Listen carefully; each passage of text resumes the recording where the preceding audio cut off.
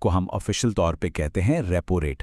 ये वो रेट है जिस पर बैंक आरबीआई से कुछ दिनों के लिए उधार लेते हैं, और यही वो रेट है जिसे आरबीआई अर्थव्यवस्था को दिशा देने के लिए सबसे ज्यादा इस्तेमाल करता है। अब कभी-कभी इसका ठीक उल्टा भी होता है। जब बैंकों के पास एक्स्ट्रा पैसा होता है तो वो उसे कुछ दिनों के लिए आरबीआई के पास जमा कर देते हैं। इसके बदले में आरबीआई उन्हें जो ब्याज देता है उसे कहते हैं रिवर्स रेपो रेट।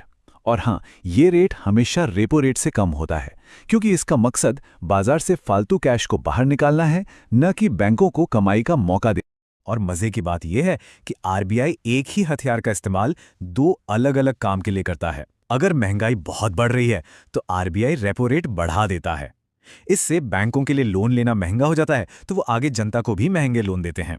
और अगर अर्थव्यवस्था सुस्त है तो आरबीआई रेपो रेट घटा देता है ताकि लोन सस्ते हों और लोग ज्यादा खर्च करें। वैसे तो रेपो रेट के अलावा दो और दरें भी हैं। अगर किसी बैंक को अचानक सिर्फ एक रात के लिए पैसा चाहिए तो वो एमएसएफ रेट पर उधार लेता है, जो सबसे महंगा होता है। और अगर लंबे समय मतलब 14 दिन से ज्यादा के लिए लोन चाहिए तो उस पर बैंक रेट लगता है। लेकिन हमारे लिए सबसे अहम रेपो रेट ही है, क्योंकि बाजार की दिशा वही तय करता है।